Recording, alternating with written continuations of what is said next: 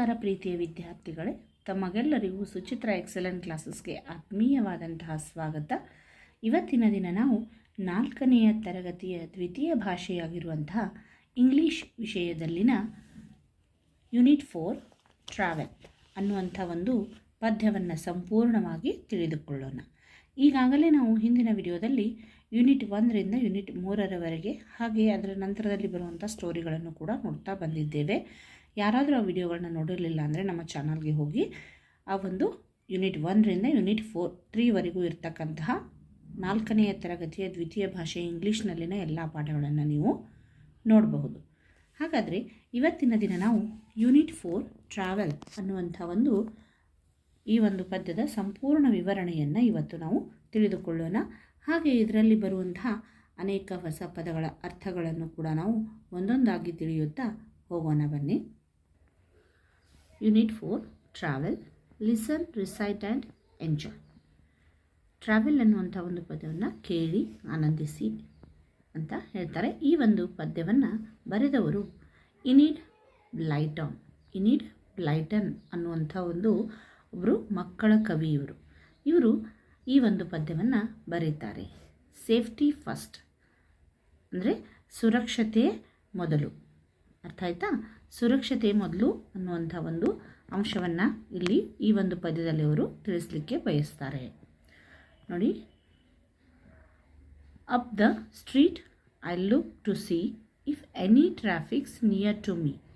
Down the street I look as well and listen for a horn or bell. ನೋಡಿ, up the street, ಈ ಒಂದು ನಾವು ಯಾವಾಗ ಈ ಒಂದು ಸ್ಟ್ರೀಟ್ನ ಮೇಲಿರ್ತೇವೆ, ನೋಡಿ ಸ್ಟ್ರೀಟ್ ಅಂದರೆ ಏನಪ್ಪ ಅಂದರೆ ರಸ್ತೆ, ಹೌದಾ? ಈ ಒಂದು ರಸ್ತೆಯ ಒಂದು ಬೀದಿಯ ಮೇಲೆ ನಾವು ಯಾವಾಗ ಇರ್ತೀವಲ್ಲ ಆಗ ನಾವು I look to see if any traffics near to me, ನನ್ನ ಹತ್ತಿರ ಯಾವುದಾದ್ರೂ ಗಾಡಿಗಳಿವೆಯೇ ಅನ್ನೋದ್ರ ಕಡೆಗೆ ಗಮನ ಕೊಡಬೇಕು ಅಂತ ಹೇಳ್ತಾರೆ.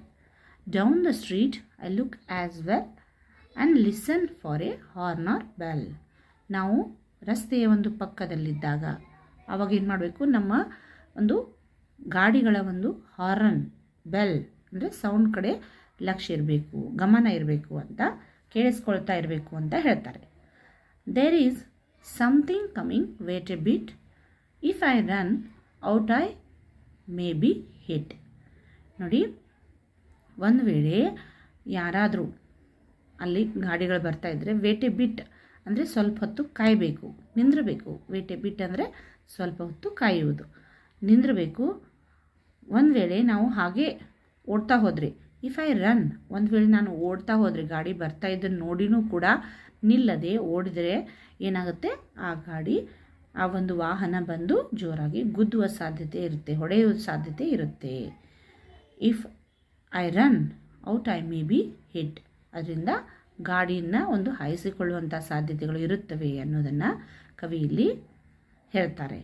But now the road is nice and clear, no car or motor, bus is near. ನೋಡಿ, ಒಂದು ವೇಳೆ ಆದರೆ ರೋಡು ಖಾಲಿ ಇದ್ದಾಗ, ಕ್ಲಿಯರ್ ಇದ್ದಾಗ, ಅಂದರೆ ಯಾವುದೇ ವಾಹನಗಳು ಅಲ್ಲಿ ಇರದೇ ಇದ್ದಾಗ, no car or motor or bus, ನಮ್ಮ ಹತ್ರ ಯಾವುದು ಇಲ್ಲದೇ ಇದ್ದಾಗ, I will run across the road so wide and so get safely to the other side. ಆಗ ಮಾತ್ರ ನಾವು ಓಡುತ್ತಾ ಆ ಒಂದು ರಸ್ತೆಯನ್ನು ಕ್ರಾಸ್ ಮಾಡಬಹುದು. Across the road so wide, ಆಗ ನಾವು ಸೇಫಾಗಿ ಒಂದು ಕಡೆಯಿಂದ ಮತ್ತೊಂದು ಕಡೆಗೆ ದಾಟಲಿಕ್ಕೆ ಸಾಧ್ಯ ಆಗುತ್ತೆ, ಸೇಫಾಗಿ ಹೋಗಿ ಮುಟ್ಟಲಿಕ್ಕೆ ಸಾಧ್ಯ ಆಗುತ್ತೆ ಅಂತ ಕವಿ ಇಲ್ಲಿ ಹೇಳ್ತಾರೆ. ಯಾವಾಗ ಮಕ್ಕಳೇ? ಯಾವಾಗ ಅಂದರೆ ಯಾವಾಗ road is nice and clear, ಯಾವಾಗ ಅದು ವಾಹನಗಳೇ ಇಲ್ಲೇ ಇರ್ತಕ್ಕಂಥ ಖಾಲಿ ರೋಡಾಗಿರುತ್ತಲ್ಲ ಆವಾಗ ಮಾತ್ರ ನಾವು ಒಂದು ಕಡೆಯಿಂದ ಮತ್ತೊಂದು ಕಡೆಗೆ ಓಡುತ್ತಾ ಏನು ಮಾಡ್ಬೋದು, ದಾಟಿ ಹೋಗಬಹುದು, ಸೇಫಾಗಿ ಮುಟ್ಟಬಹುದು ಅಂತ ಕವಿ ಇಲ್ಲಿ ಹೇಳ್ತಾರೆ. ಅರ್ಥ ಆಯ್ತಾ ಮಕ್ಕಳೇ? ರಸ್ತೆಯನ್ನು ದಾಟುವಾಗ ಎರಡೂ ಬದಿಯಲ್ಲಿ ನೋಡಬೇಕು. ಅರ್ಥ ಆಯ್ತಾ? ನಮ್ಮ ಹತ್ತಿರ ಯಾವುದಾದ್ರೂ ವಾಹನಗಳು ಬರ್ತಾ ಇವೆಯಾ, ಗಮನ ಕೊಡಬೇಕು. ಹಾಗಾದರೆ ಅಷ್ಟೇ ಅಲ್ಲದೆ ಮತ್ತು ಕೆಲವೊಂದಿಷ್ಟು ವಾಹನಗಳು ಹಾರನ್ ಮಾಡ್ತಾರೆ, ಬೆಲ್ ಸೌಂಡ್ ಮಾಡ್ತಾರಲ್ವ, ಆಗ ನೀವು ಗಮನ ಕೊಟ್ಟು ಏನು ಮಾಡಬೇಕು, ಅಲ್ಲಿಂದ ದೂರ ನಿಂದಿರಬೇಕು. ಮತ್ತು ಯಾವುದಾದ್ರೂ ವಾಹನ ದೂರ ಬರ್ತಾ ಇತ್ತು ಅಂದರೆ ಓಡುತ್ತಾ ರಸ್ತೆಯನ್ನು ದಾಟಬಾರ್ದು, ಆಗ ಅಪಘಾತಗಳಾಗುವಂಥ ಒಂದು ಸಂಭವ ಇರ್ತದೆ. ಅರ್ಥ ಆಯ್ತಾ? ಈ ಒಂದು ಪದ್ಯ ಅರ್ಥ ಆಯ್ತಾ ಮಕ್ಕಳೇ? ಇಲ್ಲಿ ಸೇಫ್ಟಿ ಫಸ್ಟ್ ಅಂದರೆ ನಮ್ಮ ಒಂದು ಸುರಕ್ಷತೆಯನ್ನು ನಾವು ಮೊದಲಿಗೆ ಗಮನ ಕೊಟ್ಟು ಇರಬೇಕಾಗ್ತದೆ. ಸರಿನಾ? ಹಾಗಾದರೆ ಇದರಲ್ಲಿ ಬರುವಂಥ ಅನೇಕ ಹೊಸ ಪದಗಳ ಅರ್ಥಗಳನ್ನು ಈಗ ಒಂದೊಂದಾಗಿ ನೋಡ್ತಾ ಹೋಗೋಣ. Unit 4 travel.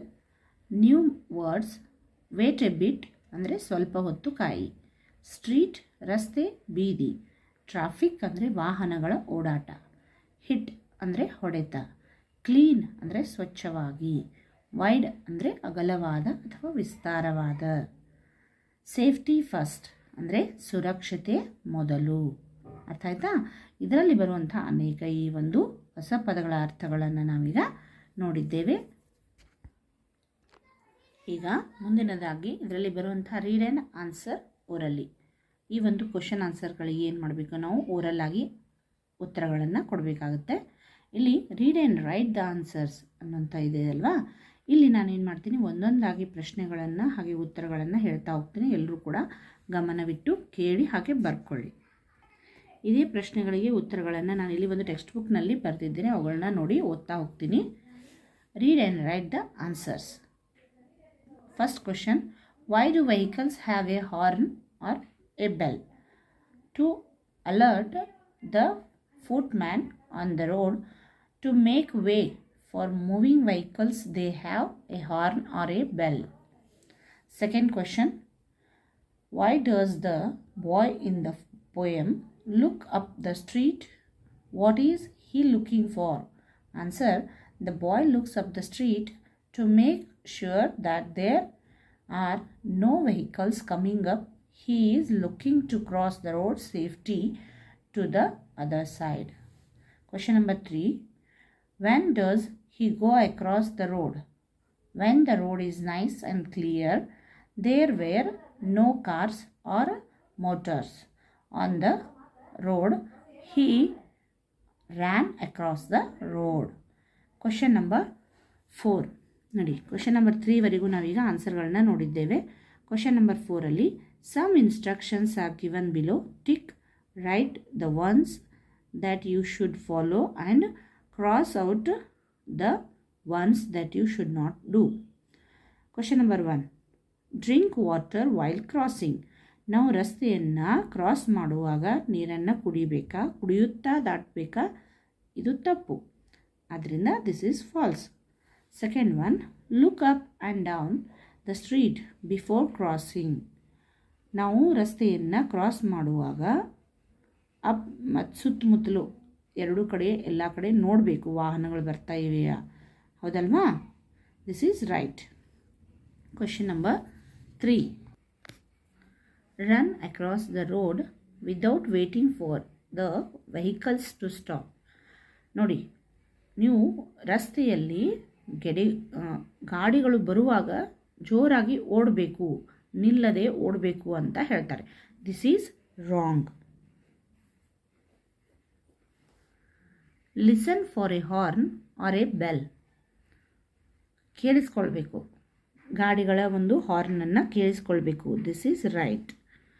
Talk to strangers while crossing. ನೋಡಿ, ನಾವು ಮಾತನಾಡುತ್ತಾ ರಸ್ತೆಯನ್ನು ದಾಟಬೇಕು, ಇದು ತಪ್ಪು. ಸರಿನಾ? ಇಲ್ಲಿವರೆಗೂ ನಾವೇನು ಮಾಡಿದ್ದೀವಿ, ಈ ಒಂದು ಟ್ರಾವೆಲ್ನಲ್ಲಿ ಬರುವಂಥ ಸೇಫ್ಟಿ ಫಸ್ಟ್ ಅನ್ನುವಂಥ ಒಂದು ಪೋಯಮನ್ನು ಕಂಪ್ಲೀಟಾಗಿ ನೋಡಿದ್ದೀವಿ. ಹಾಗೆ ಅದರಲ್ಲಿ ಬರುವಂಥ ಅನೇಕ ಹೊಸ ಪದಗಳ ಅರ್ಥಗಳನ್ನು ತಿಳ್ಕೊಂಡಿವೆ ಅಲ್ವಾ? ಹಾಗೆ ಅದೇ ರೀತಿಯಾಗಿ ಇಲ್ಲಿ ಬರ್ತಕ್ಕಂಥ ಸಿಗ್ನಲ್ಗಳ ಬಗ್ಗೆ ಈಗ ಹೇಳ್ತೀನಿ ನೋಡಿ. ಏನಪ್ಪ ಇದು ಸಿಗ್ನಲ್ ಅಂದರೆ, ಇದು ರೆಡ್ ಅಂದರೆ ಇಲ್ಲಿ ಇದರ ಒಂದು ಸೂಚನೆ ಏನಂದರೆ ಸ್ಟಾಪ್. ರೆಡ್ ಅಂದರೆ ಸ್ಟಾಪ್. ಯೆಲ್ಲೋ ಬಟನ್ನ ಸ್ಟಾಪ್, ಅರ್ಥ ಏನಂದರೆ ರೆಡಿ ಟು ಮೂವ್. ಲಾಸ್ಟಲ್ಲಿರ್ತಕ್ಕಂಥ ಗ್ರೀನ್, ಈ ಒಂದು ಬಟನ್ನ ಸೂಚನೆ ಏನಪ್ಪ ಅಂದರೆ ಮೂವ್. ಅರ್ಥ ಆಯ್ತಾ?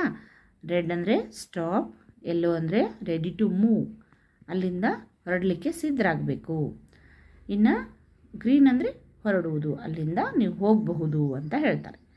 ರೆಡ್ ಅಂದರೆ ವಾಹನಗಳನ್ನು ನಿಲ್ಲಿಸಬೇಕು, ಬೇರೆ ಕಡೆ ಬದಿಯಿಂದ ವಾಹನಗಳು ಹೋಗ್ತಾ ಇರ್ತವೆ. ಅದಕ್ಕೆ ಅಲ್ಲಿ ಸಿಗ್ನಲ್ ಬಿದ್ದಾಗ ಏನು ಮಾಡಬೇಕು, ಸಿಗ್ನಲ್ ಬಂದಾಗ ರೆಡ್ ಬಟನ್ ಆನ್ ಆಗಿದ್ದಾಗ ನೀವು ಗಾಡಿಗಳನ್ನು ಸ್ಟಾಪ್ ಮಾಡಬೇಕು. ಅರ್ಥ ಆಯ್ತಾ? ಎಲ್ಲೋ ಇದ್ದಾಗ ಹೊರಡಲಿಕ್ಕೆ ರೆಡಿ ಆಗಬೇಕು. ಗ್ರೀನ್ ಬಂತು ಅಂದರೆ ವಾಹನವನ್ನು ಅಲ್ಲಿಂದ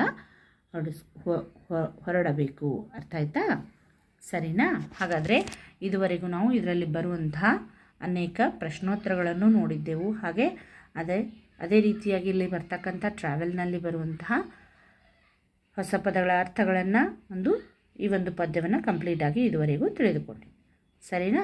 ಎಲ್ಲರೂ ಕೂಡ ಪೂರ್ತಿ ವಿಡಿಯೋನ ನೋಡಿ ಪ್ರಶ್ನೋತ್ತರಗಳನ್ನು ಬರೆದುಕೊಳ್ಳಿ. Thanks for watching.